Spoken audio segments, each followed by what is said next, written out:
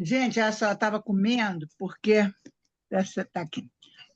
Boa noite, É, Tereza. Boa boa noite, tudo boa bem? noite, tudo bem? Até que Prazer, enfim consegui te localizar. É a Jo, do seja bem-vindo. Veredas. Aham, sei. Obrigada, viu? Gente, olha só, é, eu estava dizendo aqui que falar do grafo tem que ser com um vinhozinho, uma comidinha, porque senão é danado. Mas eu, eu, eu tenho a sensação, não é a primeira vez que eu falo do grafo na escola, mas eu tenho a sensação que eu estou falando, está sendo muito bom para mim, eu estou sempre articulando mais alguma coisa, descobrindo mais alguma coisa, o grafo é como se fosse um eterno baú de antiguidades, digamos assim, que a gente vai sempre descobrindo alguma coisa, mas eu não sei como é que está para vocês, a impressão que tenho é que eu chamei esse seminário de o grafo do desejo, costura, corte. Esse movimento de costurar, cortar, costurar, cortar, costurar, cortar, né? Que é um movimento de constante estruturação, mas ele não fecha, ele não conclui, ele não faz uma roupa, uma roupagem. Então eu fico sempre com a sensação de que, né, não estou sendo entendida, não está chegando a vocês e tal. E é nesse clima que eu vou continuar insistindo, né, nessas articulações que o grafo vem nos proporcionar. Quando eu fiz a chamada para o grafo, né, eu me referi à inspiração que o Lacan teve. Eu vou repetir isso, que na outra tem gente chegando agora, eu acho que vale, na inspiração que o Lacan teve no tal do ponto de estofo, que é um ponto que os estofadores usam, eles entram na almofada e voltam e pegam o botão e fazem uma amarração. E aí o botão fica enfiado na almofada, assim, né? Como se fosse uma nodulação que amarra o botão ali, mas que qualquer movimento do botão solta de novo, né? E o desenho do grafo, né? A gente vai ver aí tem várias formas de desenhar o grafo. Cada desenho do grafo tem siglas diferentes, nomeando os mesmos lugares. É como se a cada desenho do gráfico fosse um nó desses, uma amarração dessa. Amarrasse um botão diferente. E os botões seriam os pontos da estrutura, o grande e outro, o S pequeno de A, que é o significado do sujeito para o outro, S barrado pulsão de D, que é a demanda ou castração, S de A barrado, que é a estrutura da falta, a fantasia, etc. Cada volta, né? E eu comecei esse seminário fazendo um desenho em que eu pegava esse desenho do grafo e fazia ele como se uma espiral, como se ele tivesse uma continuidade. Porque eu acho é isso que o Lacan mostra quando ele desenha o mesmo desenho com outras siglas. Quando ele fala, né, do primeiro ponto de estofo, que ele chama do primeiro andar, a primeira etapa, e depois fala do segunda etapa, e ao final da segunda etapa ele faz um lançamento, uma linha lançando o que voa e o desejo do outro. Então eu concluí que o grafo, na verdade, é sempre uma grafia a ser grafada a cada fala e a cada movimento do sujeito. Bom, o que eu separei para a gente hoje começa lembrando que o Lacan, nesse momento, nesse tempo da escrita do grafo, ele ainda fala e remarca o desejo do sujeito como desejo do outro. Aliás, é uma fala que foi para mim muito enigmática, até um pouco incomodativa, me incomodava um pouco. Como assim? O desejo do sujeito é o desejo do outro? Quer dizer, o meu desejo é o desejo do outro? Isso, né, rolou um pouco assim de uma forma desagradável, assim, né? Porque eu não entendia, e o que eu entendia, eu achava que não era bem o que ele estava querendo dizer, mas nesses mal-entendidos, eu não vou entrar nisso agora, mas a gente vai ver nesses mal-entendidos o que, que ele quer dizer com isso. Lembrando que ele vai grafar aqui no grafo, ele vai grafar o desejo do outro como que foi. Começa a interrogação do diabo amoroso, né? O diabo que pergunta para o sujeito o que é que você quer. Né? Bom, Alexandre, pode botar a imagem 2, por favor?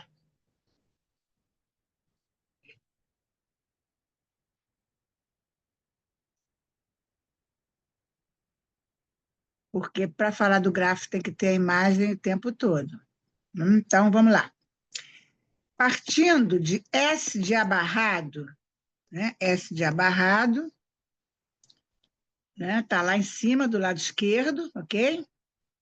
É um ponto de partida do discurso do outro, e significa que o que está escrito S de abarrado é o significante da falta de significante no campo do outro. Mas, como a gente sabe que significante não significa nada, apenas remete o sujeito para outro significante, ou seja, ele encaminha, né, o sujeito, portanto, encaminha o desejo, essa grafia significa a escrita da própria falta, porque o significante que, se existisse, ou seja, ele falta, significaria a barra, a falta do campo do outro. Então, partindo, né, daí desse S de abarrado para, ainda do lado esquerdo, descendo do lado esquerdo, lá embaixo o I de A. Né? Bom, num outro desenho semelhante a esse, o Lacan grafa, né, onde está grafado agora S pequeno de A. Eu tenho que falar devagar porque vocês têm que me acompanhar. S pequeno de A é a entrada do significante na fala do outro. É o efeito de significante, essa entrada da linguagem. E vocês veem que esse S pequeno de A ainda está no primeiro andar. Né? A criança nasce, né? O que seria o discurso da criança, o que seria a fala da criança, seria essa grande volta que sai do lado esquerdo, que sai do lado direito embaixo e vai acabar do lado esquerdo embaixo, quer dizer, essa primeira volta, ela é cortada pelo que o outro vai significar do que a criança fala. A criança não fala mamãe. A criança está apenas. Pode ser babá, mamá, papá, qualquer fonema bilabial, mas a mãe vai ouvir que está falando mamãe. E daí em diante ele vai falar mamãe, porque a mamãe vai sorrir para ele, vai me encher ele de beijo, vai dizer para todo mundo que ele falou mamãe, ele começa a se aprimorar. E em vez de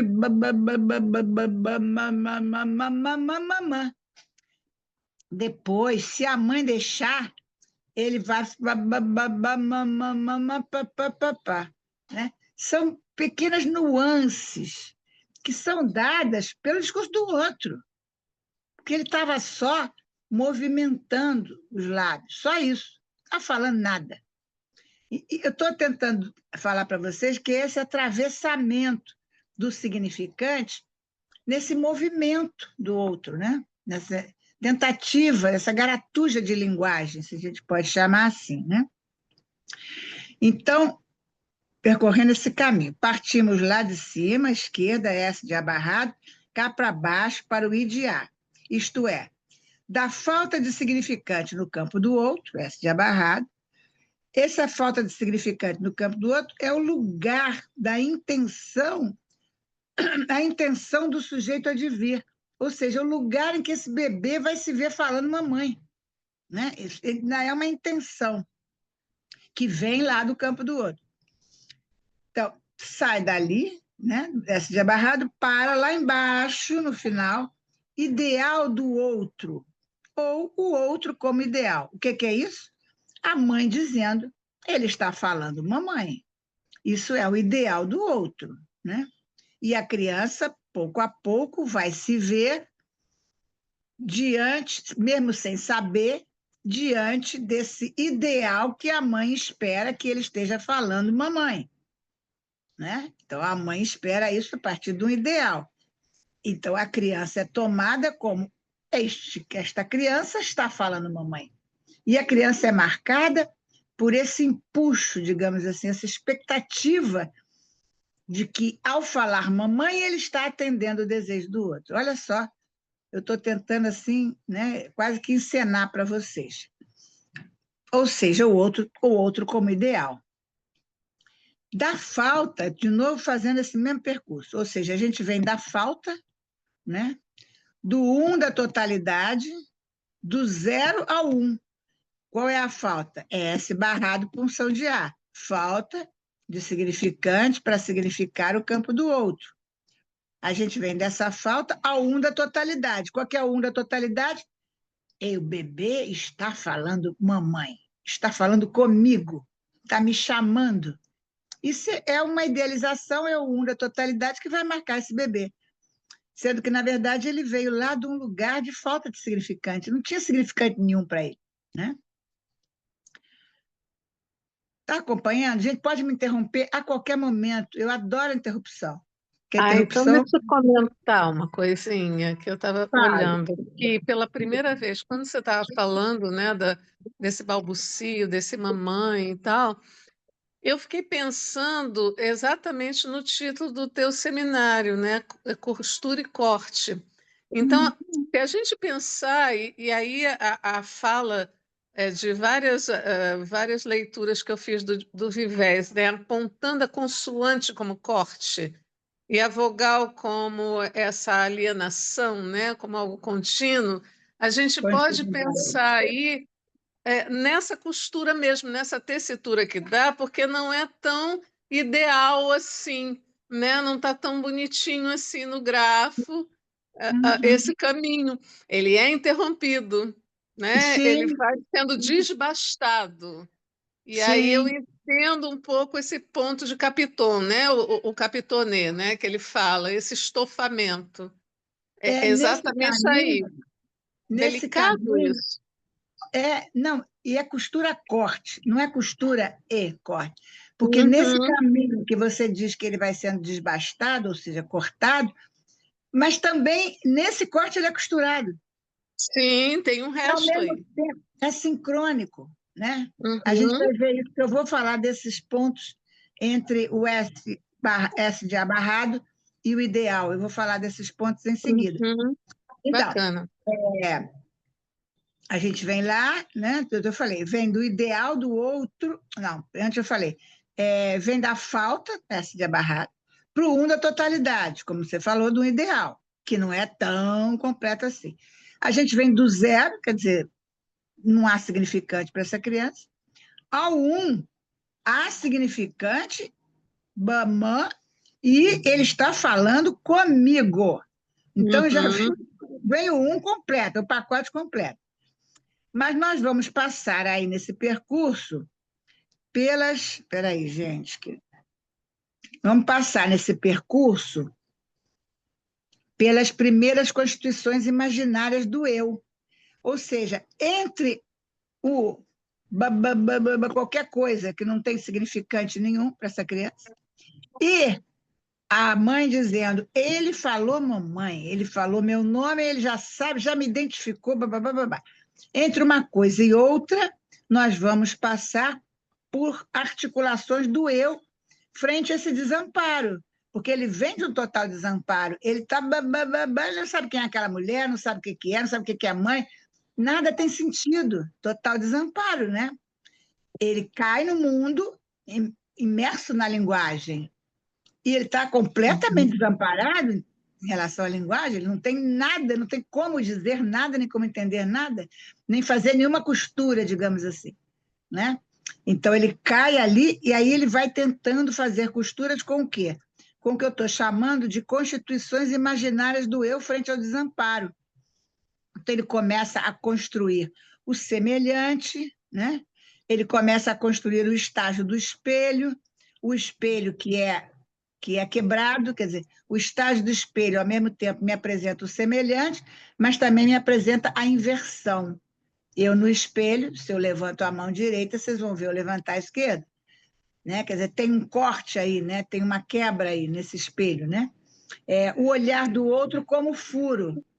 Quer dizer, a minha imagem está lá no espelho, mas o outro né, que olha no espelho, ele olha com o olhar dele, ou seja, ele faz furo nessa imagem. Um outro exemplo, o pai ou a mãe está com a criança no colo, na frente do espelho, e diz, olha lá o neném, e aponta para o espelho. Quando o pai aponta para o espelho, a criança que está no colo do pai olha para o espelho. E o que, que ele vai ver? Ele vai ver a imagem do pai, porque é muito maior, é mais pregnante, está falando e apontando. E a dele passa despercebido, né? E ele aí olha para trás. Olha para trás para quê? Para procurar aquela imagem que está predominando no espelho. Olha como é que tudo aí é, digamos, recortado, né? Despedaçado, essa imagem é despedaçada, né? Que entra a imagem do outro. Essa Uhum. trajetória desenha um momento de retroversão em direção ao outro. Esse olha para trás, né? Um outro da entrada da linguagem, um futuro anterior, ou seja, um teria sido, né? Teria sido isso falar mamãe. Né? Teria sido isso falar mamãe, teria sido isso falar papai, banana, água, qualquer coisa. Em Freud, esse movimento é em direção ao recalque primário, ao tempo mítico, ao das Ding, a coisa. Quer dizer, essa espécie de fala, digamos assim, mamã, essa espécie de fala, né? É um movimento em direção ao outro, entrada na linguagem, e esse outro diz aquilo que teria sido, falou mamãe, né? Isso, ao falar mamãe, dá-se a primeiro recalque, ou até ouvir a mãe falar qualquer coisa Isso. e fazer um laço, fazer uma costura, imediatamente está se fazendo um corte. Um corte em quê? Em relação ao das Ding. A coisa, a mãe mítica, aí entra como perdida. Aí vocês vão dizer, puxa, mas existe a mãe mítica? Não, não existe. Existe a coisa? Não, não existe. Ela começa Uhum. a existir como perdida. Ela já entra no jogo perdendo, mas entra no jogo. Quando eu falo, mamãe, eu vou falar uma coisa, um exemplo que eu citei agora, quem está aqui estava na outra atividade, vai ouvir de novo, desculpe. Eu costumava fazer com os alunos quando eu dava aula de psicologia, não, aluno primeiro escrevia elefante no quadro, olhava para a turma e dizia, mas ninguém saiu correndo. Por quê? Porque ao escrever elefante, eu estou garantindo que não tem nenhum elefante na sala.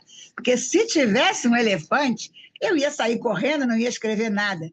Então, quer dizer, essa mamãe que ele vai falar entra como a representação daquilo que foi perdido. Eu estou falando mamãe, eu não estou tendo a mamãe, eu não estou consistindo a mamãe. Percebem? Como é que nomear é dar lugar a uma falta e, ao mesmo tempo, a uma existência, mas uma existência faltosa. Tá? Gente, não se Beleza. esqueça, pode interromper. Nesse trânsito, então, a gente está pensando nos acidentes de percurso, né? Sim. Aquilo que era para ser, mas não foi, né? Me fez lembrar, há muito tempo houve um filme que o original, né? O som original falava sempre essa pergunta, what if, né? E se? E se acontecesse? Então era um Aham. personagem que pegava o metrô, mas e se não pegasse? Ia acontecer o quê? Mas pegando, aconteceu isso assim, assim. Então, Aham. essa questão, né, muito ínfima, muito delicada, né, de um desvio no alinhavo, no bordado, Sim, né? sim. Quebrou a linha, botou outra cor. Fiquei E é, do pensando desvio, nisso. e é desses desvios que se forma uma subjetividade, um sujeito e um Uhum, desejo, portanto. sim. Que a gente Bom, então escuta muito na clínica, né? Se eu tivesse feito assim, assim, se tivesse, mas não fez, né?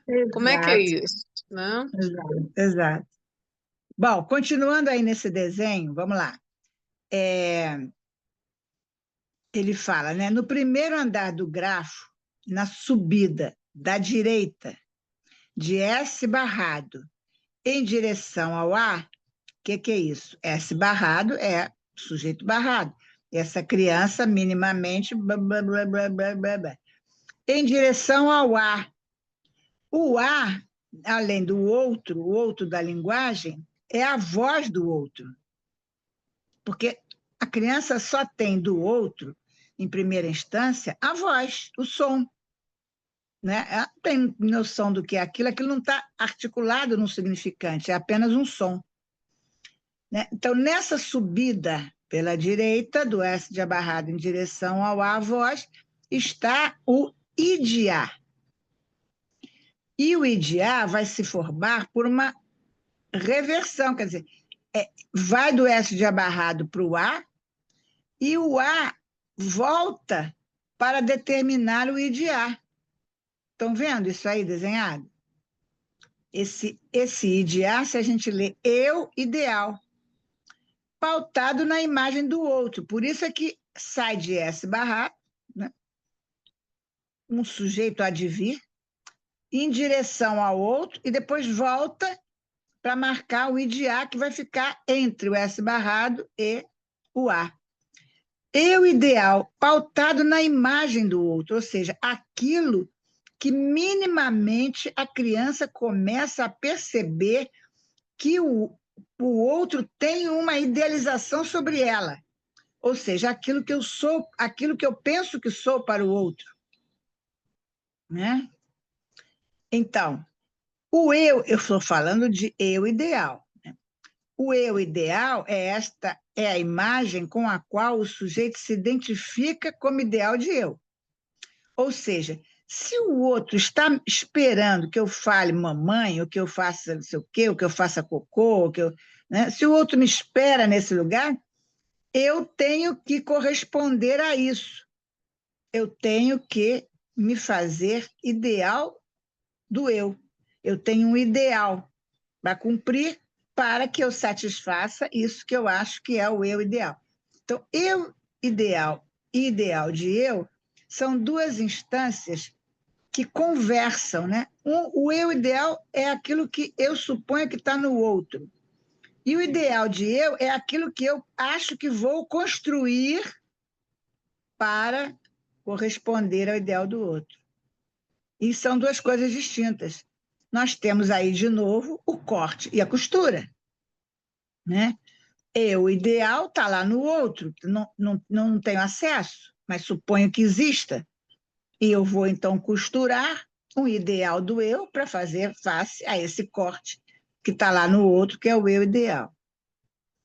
Está indo, gente? Por favor, pergunte, porque ó, isso já é difícil. Se for frustrante, se eu achar que ninguém está acompanhando, eu corto os pulsos, hein? Maria Tereza, Maria Vai. Tereza, por gentileza, você está seguindo qual livro? E Aí, agora você nesse me... momento. Ó, eu basicamente peguei o Alfredo Einstein, Tá. Grafo do Desejo. Eu peguei o Seminário 5 e o Seminário 6. Ok, obrigada.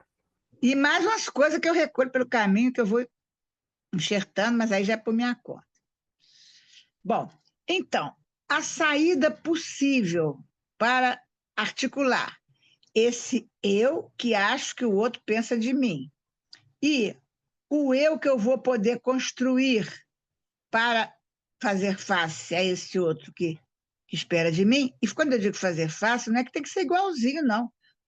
É muito comum a gente ver na clínica, a gente não vê assim com essa clareza, né, matemática, mas imaginária, mas você percebe que o ideal do eu, ou seja, aquilo que eu pretendo me tornar, é em oposição àquilo que o outro espera de mim. Isso é muito frequente.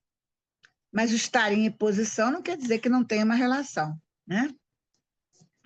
Então, a saída possível, o que eu quero dizer com a saída possível? É a saída sintomática para este deslizamento metonímico entre significantes. Por quê? Deslizamento metonímico entre significantes. Mamã virou mamá. Daqui a pouco vai ser o peito, não é mais mamã. Mamá é o peito. Daqui a pouco é papá. Aí papá vai ser papai, daqui a pouco papá vai ser comida. E vai por aí esse deslizamento significante. Então, a saída possível para esse deslizamento metonímico entre significantes é o sujeito se fixar a um significante.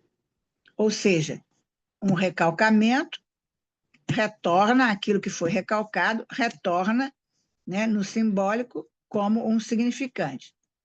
Escondendo a sua, eu escrevi aqui duplicidade, mas talvez seja escondendo a sua ambiguidade. Eu sou isso que o outro pensa que eu sou, né? A gente às vezes ouve na clínica, minha mãe dizia isso, meu pai dizia isso, minha não sei quem dizia não sei o quê, lá na escola diziam que eu era não sei o quê, mas eu sou isso ou não sou isso? Ou eu sou o oposto? Eu vou me fazer o oposto disso porque eu não gosto de ser isso? Ou seja, isso tudo vai tomar um significado sintomático. Eu sou tal coisa. Nesse momento agora, eu assim, estou me esforçando para ser aquela que ensina. Vou falar professora é um título, mas eu estou me esforçando. Há momento que eu me esforço para ser mãe, há momento que eu me esforço para ser clara, para ser mulher, para ser sedutora, para ser cacete a quatro. Mas isso tudo são tentativas sintomáticas de dizer eu sou. A coisa mais frequente de alguém que chega no consultório do analista é: olha, eu sou uma pessoa muito sincera. Então, o que eu pensar aqui, eu vou dizer. Como se fosse possível dizer a verdade, né? Mas a pessoa vem sintomaticamente, se representando sintomaticamente. Eu sou sincera. Olha, eu me lembro uma vez que eu cheguei numa. Vou falar. Cheguei numa dessas pessoas que fazem cosmetologia e tal. Ela falou assim: não, mas você precisa fazer esse procedimento, depois aquele, entrar num plano de não sei o quê, porque daqui a 3 meses você volta, daqui a 6 meses você volta. Eu falei para ela: olha, eu não sou fiel. Eu realmente não sou fiel. Não, essas coisas, para mim, é assim um pitaco aqui, um jeitinho ali, mas essa coisa programada, porque eu tenho que ficar assim, assado, acabar com as rugas, fazer não sei o quê, aumentar o olho, diminuir, aumentar a boca. Não, não consigo. Mas é evidente que eu falei isso quase na brincadeira, porque eu, em certas circunstâncias, sou fiel. Bom, Alexandre, agora vamos à imagem 1.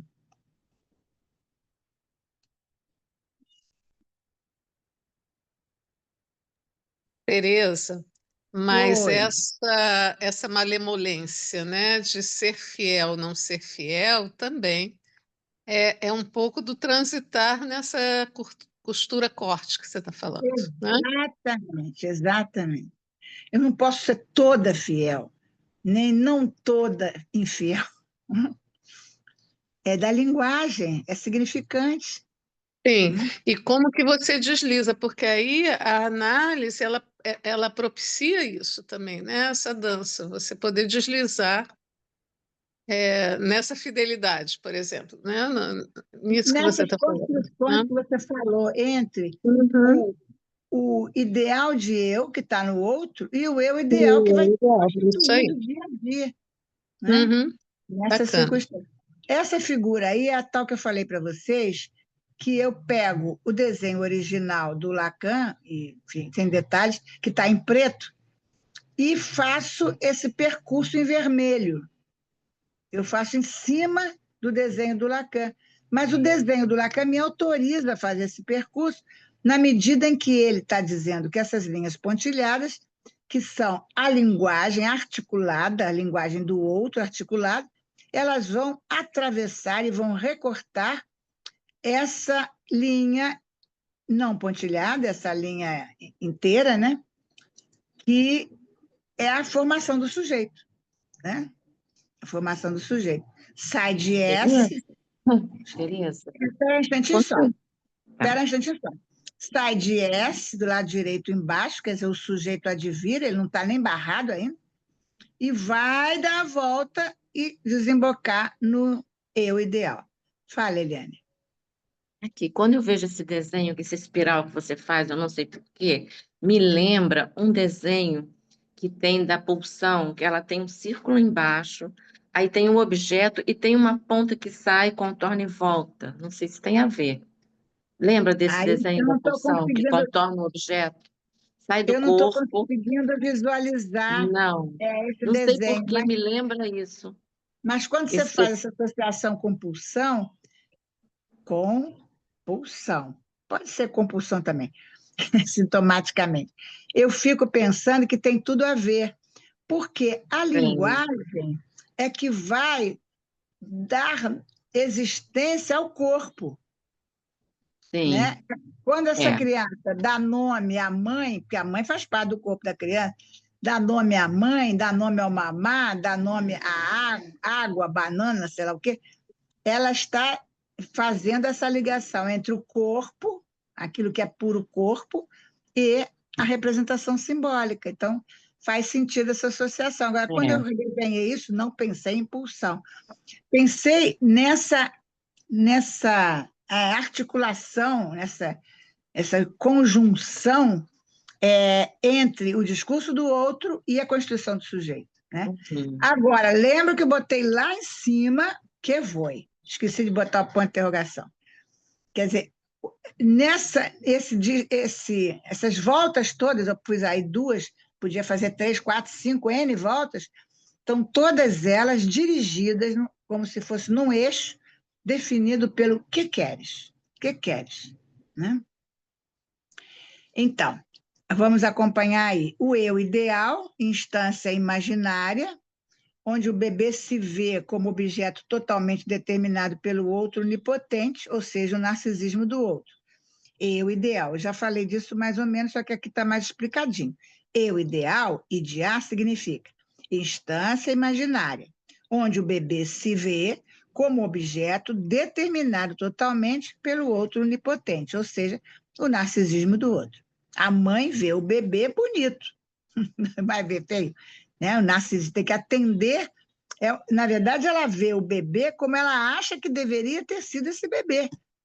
O bebê que ela olha e que vê, portanto, que ela recorta uma imagem, não tem nada a ver com aquele bebê que nasceu, não. Tem a ver com o bebê que ela esperava. Né? Vê de novo, Márcia, aí o corte, quer dizer, a perda, né? Aquilo que é perdido e aquilo que é costurado. A Uhum. mãe costura um bebê, ela costura como se fizesse um boneco, né? Costura um Sim. bebê ali onde não tem bebê nenhum. O bebê que nasce não é porra nenhuma, né? A não ser a partir do outro, que ela Beleza. vai costurar do jeito Uhum. dela. Fala, mas. É, Aí, tudo bem. que você está falando da imagem que está aqui, que você colocou, que sai aqui sujeito, aqui vou, e tem o isão de azão. Isso Esse isão de azão não seria o ideal do eu? é o ideal do eu, É que a corresponde, que tenta corresponder ao eu ideal. Ah, Quando eu tá. digo corresponde, não é que ele tenha que encaixar completamente. Não vai encaixar, por quê? Porque o eu ideal está no outro. Eu jamais vou saber o que o outro quer de mim, né? Mas eu tento, Hum. né, responder com o ideal do eu. Então, eu falei do eu Uhum. ideal, agora eu vou falar do ideal do eu. O ideal do eu é uma instância simbólica. Lembram? O eu ideal é uma instância imaginária. O ideal do eu é uma instância simbólica, a partir da instauração do Édipo, onde o sujeito se confronta com a falta no outro. Né? Ou seja, o que eu sou para o outro? Como é que eu vou responder a esse desejo do outro? Quando eu digo confronta com a falta do outro, é porque o outro deseja. Se deseja é porque tem falta. E na impossibilidade de preencher o desejo do outro, essa falta no outro, que eu não consigo, o bebê não consegue preencher, ela se rebate para o próprio sujeito. Ou seja, eu não sou o bebê, né? Pode ser eu também. Eu não sou capaz de preencher essa falta no outro. Essa é a estrutura da castração. Me falta algo para eu poder preencher essa falta do outro, o que o outro quer de mim. Então, Daí que o ideal do eu, uma instância simbólica, ela está sempre sendo reconstruída. Ela não vai conseguir nunca preencher. Ela é da ordem da castração, ela está apoiada naquela, mas ela tenta, né? Vai tentando, a gente faz por onde. Então, voltando, a falta se rebate para o próprio sujeito, como castração, que passa a buscar elementos significantes, versões fantasmáticas do sentido do sujeito que permitam articular seu próprio desejo. Eu aí vou depois falar. Então, o sujeito vai, bebezinho, vai tentar mamar tudo, vai tentar arrotar logo, vai tentar fazer cocô, ou não vai fazer cocô para não sujar, ele vai tentar várias formas, né, de dar sentido a esse sujeito que ele está tentando ser, né, para articular o seu desejo ao desejo do outro. E isso nada mais é, quando eu falei elementos significantes, versões fantasmáticas, isso nada mais é do que a estrutura da fantasia. Né? Se vocês têm lá o primeiro desenho, agora bota o primeiro. Peraí. A segunda gravura, Alexandre, de novo.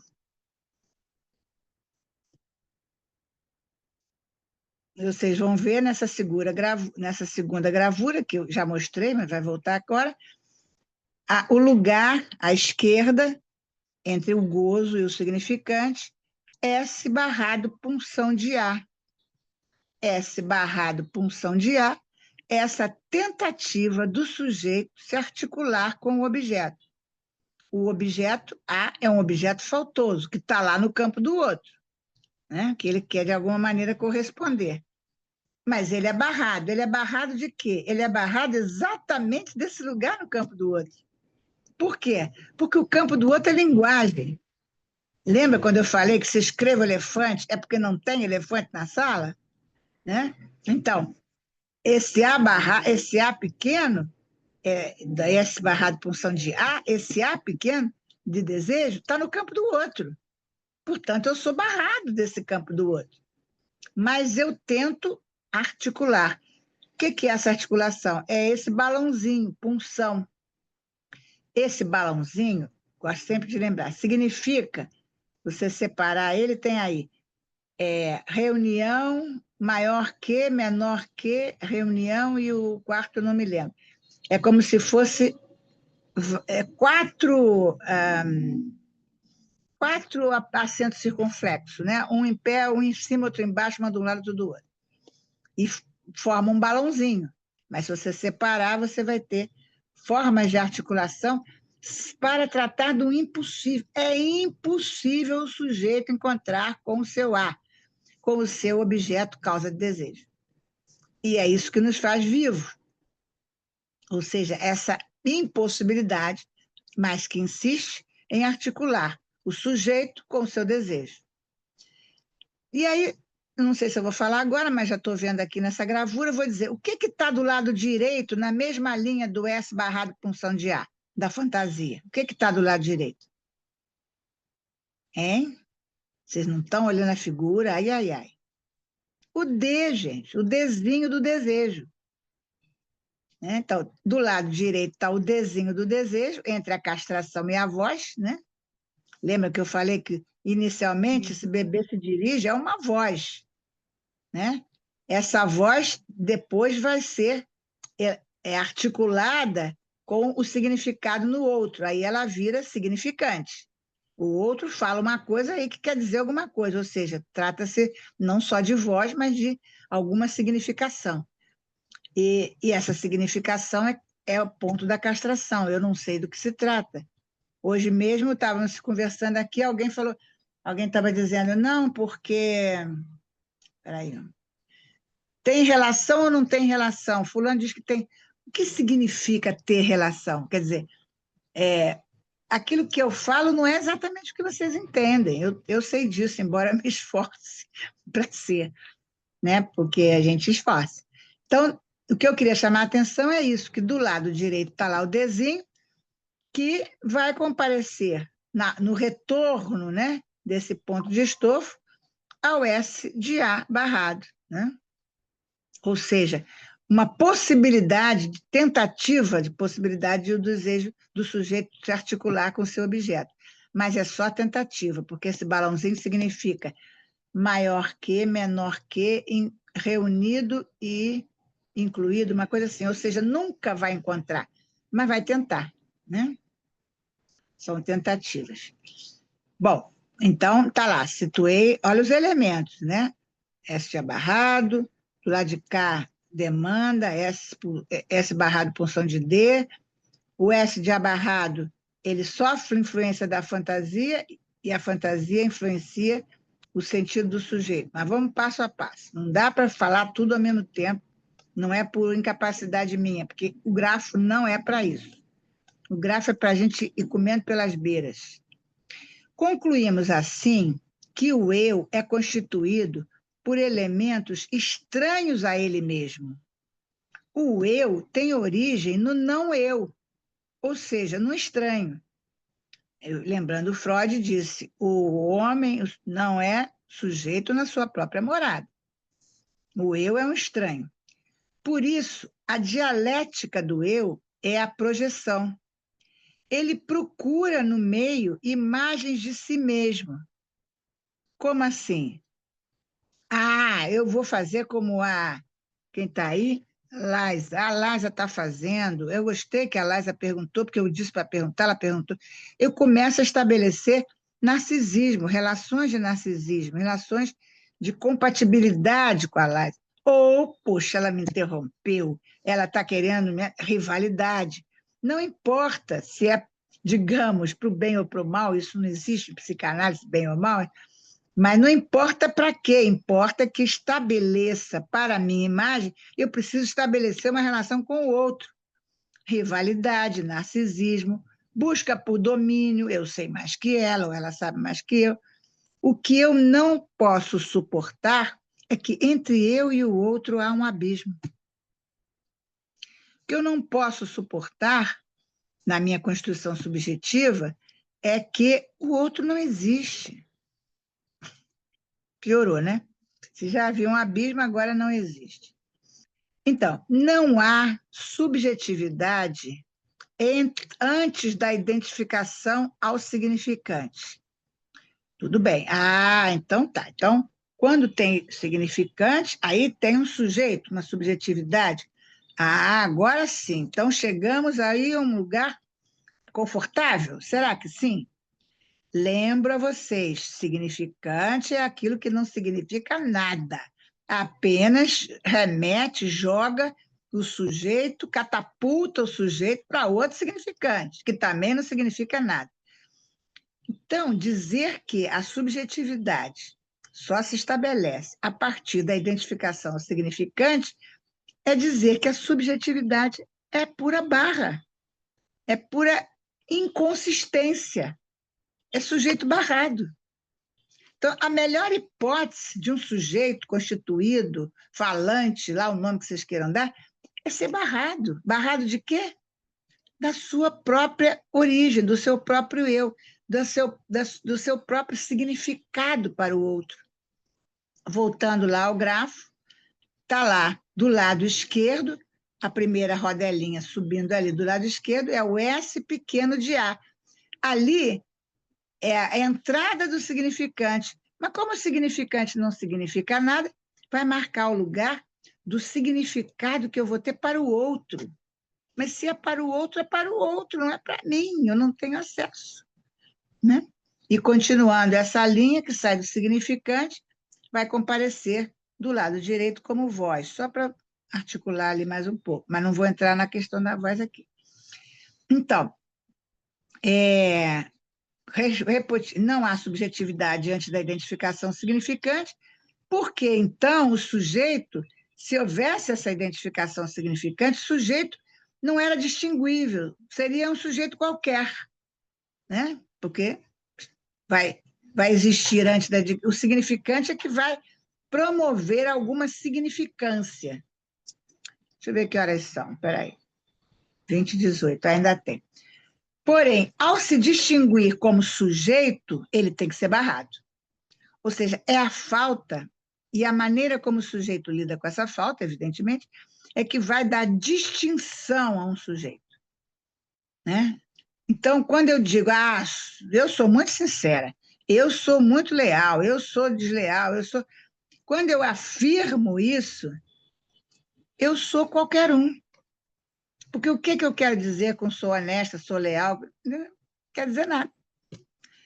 Agora, na medida em que eu me pergunto quem sou eu, aí sim, aí eu estou me distinguindo. Porque eu estou buscando, né, uma identificação. Quem sou eu? E ao dizer quem sou eu estou me apresentando como um sujeito barrado. Barrado de quê? Barrado do seu sentido, da sua natureza. Eu não posso garantir que eu sou leal, porque eu não sou leal o tempo todo. Eu não sou nada o tempo todo. Eu sou falante, e se eu sou falante, eu estou sempre deslizando na minha fala, né? Então, eu não posso dizer que sou mulher, não sou mulher o tempo todo, sou boazinha o tempo... Nada, nada, porque eu sou linguagem, eu sou deslizamento. Então, eu estou sempre, né, sendo outra coisa. O sujeito é barrado do seu sentido, da sua natureza.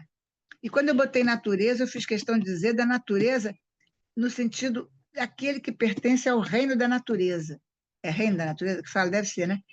Ou seja, o cachorro nasceu, ele é apenas um cachorro, quando, no máximo, a raça Doberman, sei lá, qual é a outra raça, Bulldog, qualquer outra coisa. Ele é um qualquer. O sujeito, quando nasce e sofre eu ia dizer avassalamento, não sei se a palavra é essa, mas foi a que me veio, do outro, com o olhar, com doação de significante, ele está chamando mamãe e tal. Quando o sujeito nasce e ele é barrado da sua natureza, ele passa a ser esse outro da linguagem. E ele perde a natureza, ele não é qualquer um, não. Ele é o segundo filho que veio e eu não queria ter o segundo filho. Ou então ele é o segundo filho que veio logo a seguir porque eu queria ter um segundo filho. Ou ele é o segundo filho que eu queria que fosse uma menina. É menina ou não é menina. Ou seja, essas marcas significantes vão tomar esse sujeito. Então, o sujeito, não sei quem sou eu, ele se agarra à identificação do ideal do eu, o IDA grande, né? Que está lá embaixo, do lado esquerdo, para que ele tenha alguma consistência significante. Então, eu preciso ser isso porque deve ser isso que estão esperando de mim. Uma retroversão, uma versão do que foi, daquilo que teria sido, se eu não fosse psicanalista, se eu não fosse aquela que quer ensinar, aquela que quer entender, se eu não fosse não sei o quê, não sei o quê, eu me agarro, né, em alguma expectativa que eu acho que o outro tinha, de que eu devo ensinar, de que eu devo ser psicanalista, de que eu devo sei lá o quê. Então, é como se eu inventasse alguma coisa para sobrepor ao fading do sujeito. Fading do sujeito está lá no seminário 5, se não me engano. Desvanecimento, desmanchamento, desmanchado. Esse sujeito que não é nada, né? Então, para que eu não seja nada, eu invento que eu sou honesta, né? Ou seja, esse desvanecimento é o momento em que o sujeito desaparece sob a marca significante. Por quê? Porque o significante não significa nada. Então, quando a mãe joga um significante em cima desse bababá do bebê, né, não está significando nada, está apenas remetendo para outra significação. Então, o sujeito fica afanizado, fica desvanecido. Lacan chama o fading do sujeito. Ele é reduzido a um puro traço, né?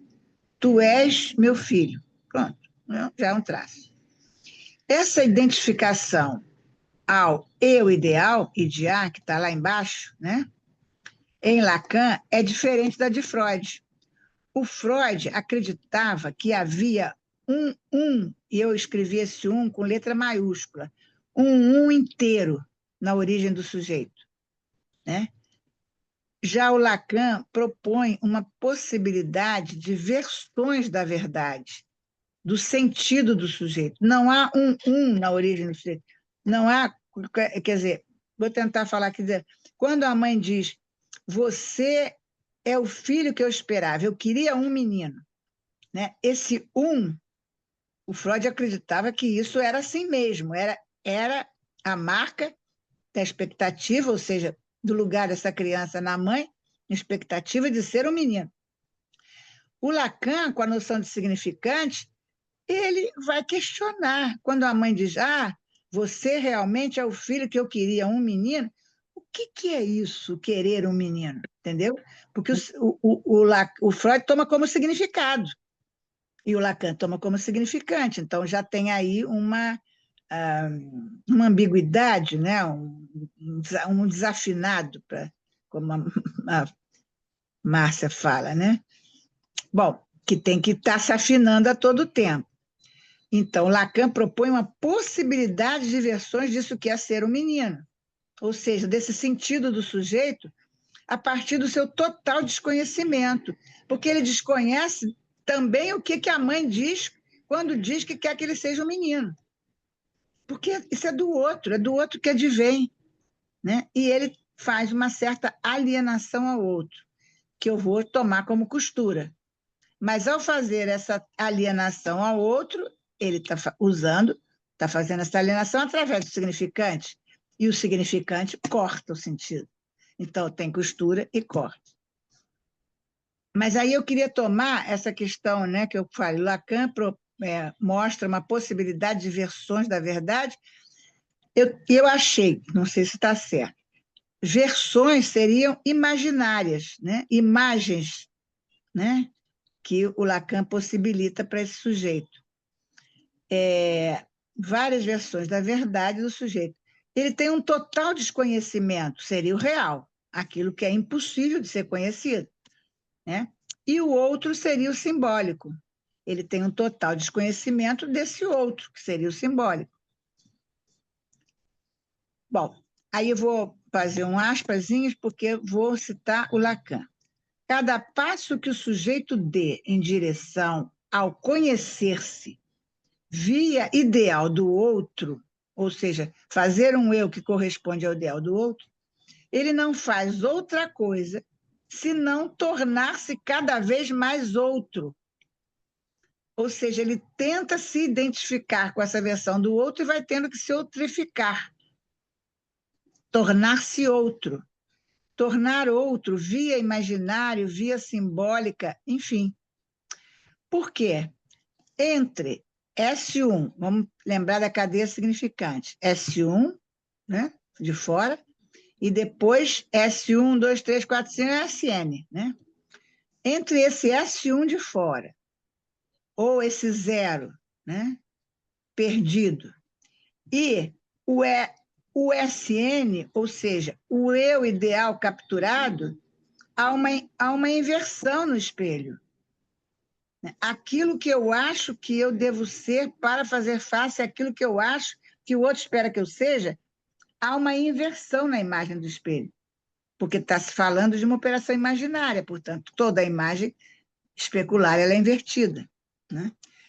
E aí a gente está falando de identificação imaginária, de estágio do espelho. Bota a figura 3, né, o Alexandre, por favor. Aí já dá para eu ir falando. Conclusão. Estou suando. A identificação em curto-circuito do sujeito barrado à onipotência do outro, está certo? Tá.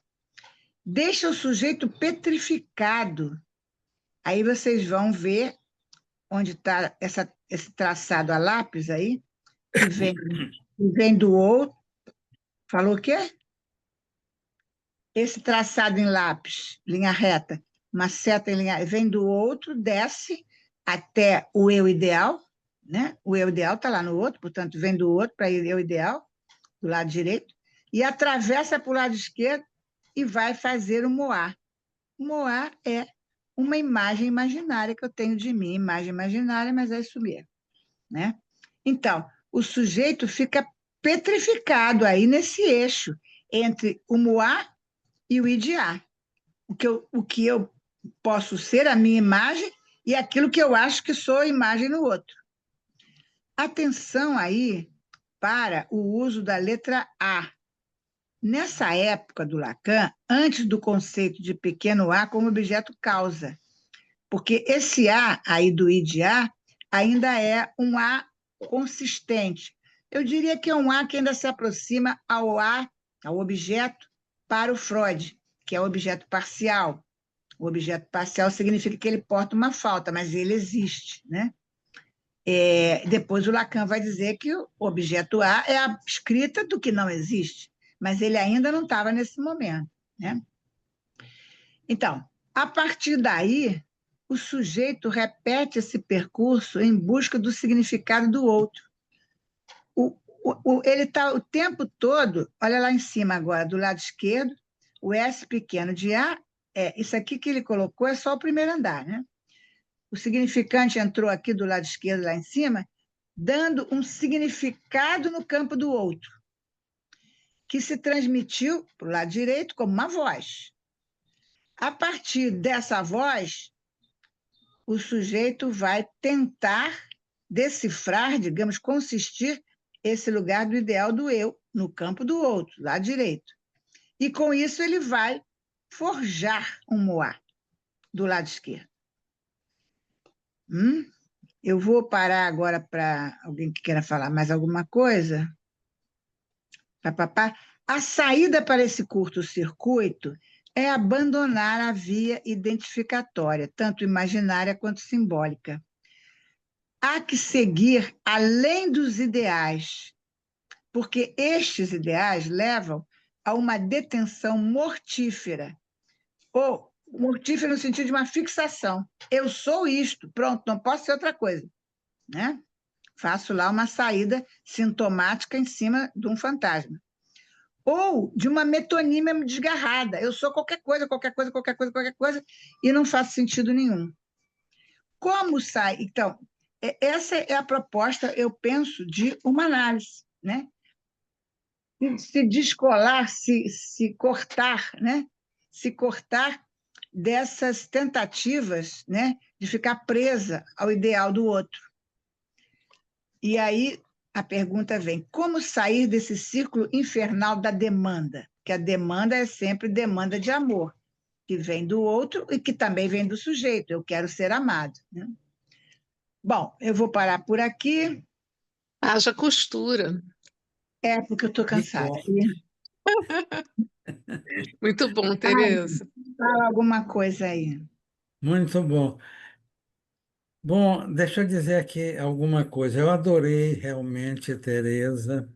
Eu estou aqui, é interessante como os efeitos, só depois é que se pode de alguma forma falar deles, porque eu estou aqui principalmente como efeito do cartel do Seminário 5, do qual eu faço parte.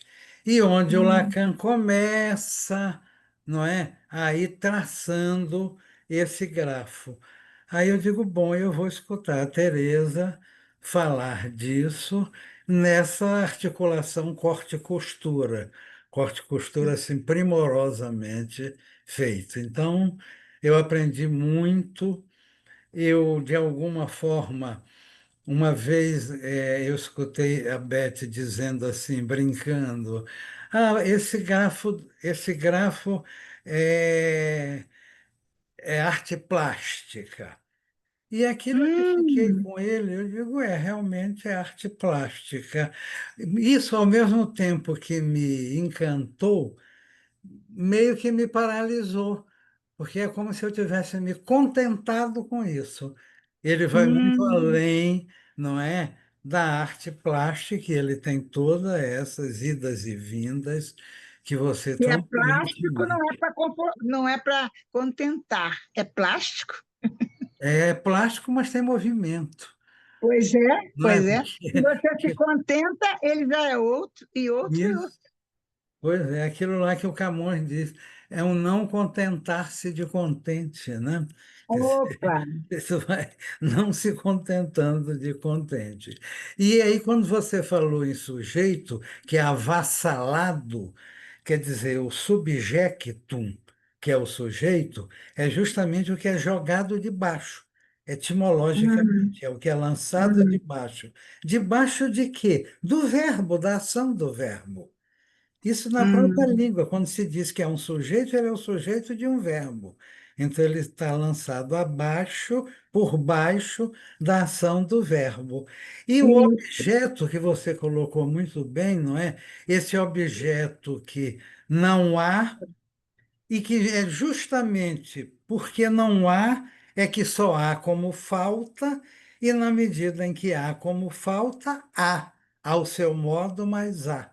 E o há, Tem efeito.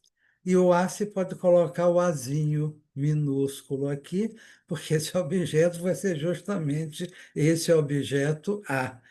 E o objeto vai significar, assim como o sujeito é aquilo que é lançado de baixo, o objeto é aquilo que é lançado diante, é aquilo que é lançado Uhum, na uhum, frente. É esse que é o uhum, sentido etimológico do objeto, é o que é posto diante, é o que é posto na frente. E você uhum. articulou isso assim primorosamente. E eu fico Ai, meu Deus, muito coisa boa. alegre por, como efeito de cartel, eu ter estado aqui e ter tido esse Ai, meu Deus, privilégio, que sorte e mais do minha. que privilégio, esse prazer. Oh, meu Deus, que sorte minha. Obrigada, obrigada. Minha Agora, também. que tudo que você falou aí é você que falou. Eu não falei isso, mas eu fiquei abestada. Né, o que o Freud fala em alemão. Uau, esqueci. É, Verbluffen. Verblüffung, Verblüffung, é. Diante disso que você disse que eu disse. Mas você disse sim. Ai, ai, que Você bom, disse. que Foi bom. ótimo, eu adorei. É. Mais alguém? Acho que ainda era hora do Agostinho, né? Então, pronto, gente, olha só, eu vou marcar aqui É para eu muito continuar legal, na Tereza. próxima. Eu acho que eu não vou conseguir fazer tudo que eu queria fazer até o final do ano, mas vamos lá. Tem que ir devagar, porque até para mim é difícil. É É. uma confusão esse gráfico. Gostei do que a Beth falou, é uma arte plástica, mas não é uma arte que se termina, né? É uma arte, por ser plástica, ela está sempre em movimento. Obrigada, gente. Boa noite. Boa Obrigada, noite. Tereza. Obrigada,